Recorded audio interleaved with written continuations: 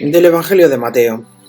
En aquel tiempo los discípulos de Juan se le acercaron a Jesús preguntándole: ¿por qué nosotros y los fariseos ayunamos a menudo y en cambio tus discípulos no ayunan? Jesús les dijo: ¿es que pueden guardar luto los amigos del esposo mientras el esposo está con ellos? Llegarán días en que les arrebatarán al esposo y entonces ayunarán.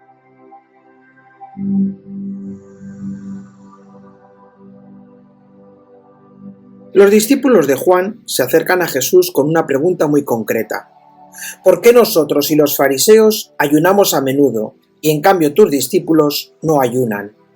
Es una pregunta religiosa, una pregunta práctica, una pregunta aparentemente disciplinar, pero la respuesta de Jesús eleva el nivel.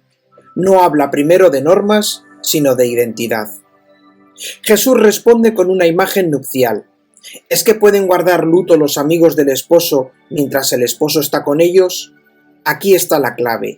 Jesús se presenta implícitamente como el esposo. En el Antiguo Testamento, Dios es el esposo de Israel. Los profetas, Oseas, Isaías, Jeremías, utilizan esta imagen para expresar la alianza como una relación de amor fiel. Al aplicarse esta imagen, Jesús está diciendo algo enorme. Él es la presencia definitiva de Dios en medio de su pueblo. El ayuno, en la tradición bíblica, estaba vinculado muchas veces al duelo, a la espera, a la súplica en tiempos de ausencia o necesidad.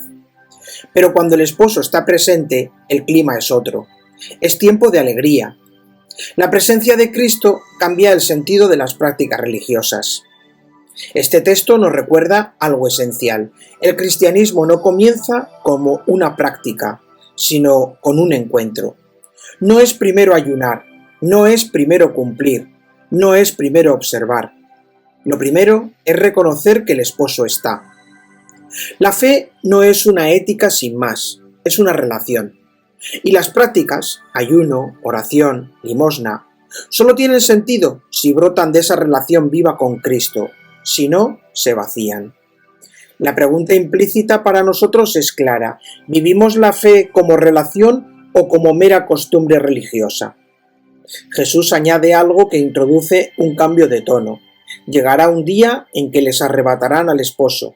Entonces ayunarán. Aquí aparece ya el anuncio velado de la pasión.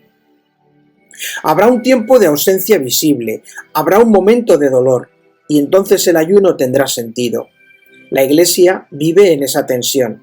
Cristo ha venido, Cristo está presente, pero también esperamos su manifestación plena. Por eso, el ayuno cristiano no es tristeza desesperada, es expresión de deseo, de espera, de purificación del corazón. Este texto es especialmente luminoso cuando lo escuchamos en tiempo de Cuaresma. El ayuno no es una práctica mágica, no es una dieta espiritual, no es una demostración de fuerza de voluntad. El ayuno cristiano tiene tres dimensiones.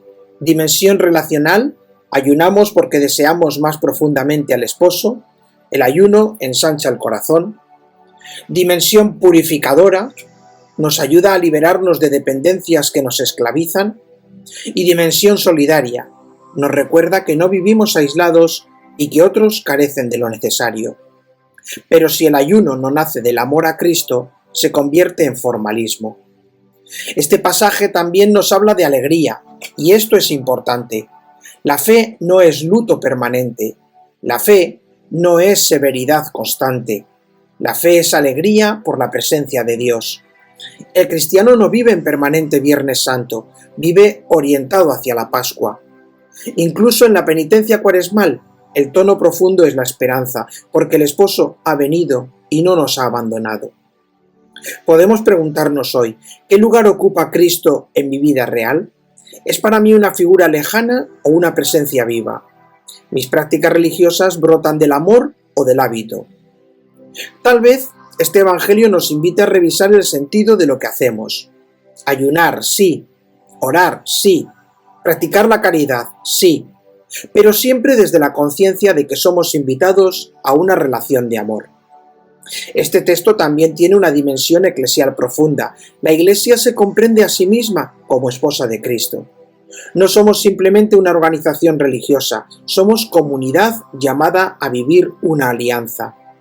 Por eso nuestra espiritualidad no puede ser fría ni meramente normativa, debe ser esponsal, marcada por el amor, la fidelidad, la espera confiada. El Evangelio de hoy nos coloca ante una pregunta decisiva. ¿Estamos viviendo la fe como encuentro con el esposo o como simple cumplimiento de prácticas? El Señor no elimina el ayuno, lo sitúa en su verdadero lugar. Primero la presencia, la relación, el amor, y desde ahí todo lo demás adquiere sentido.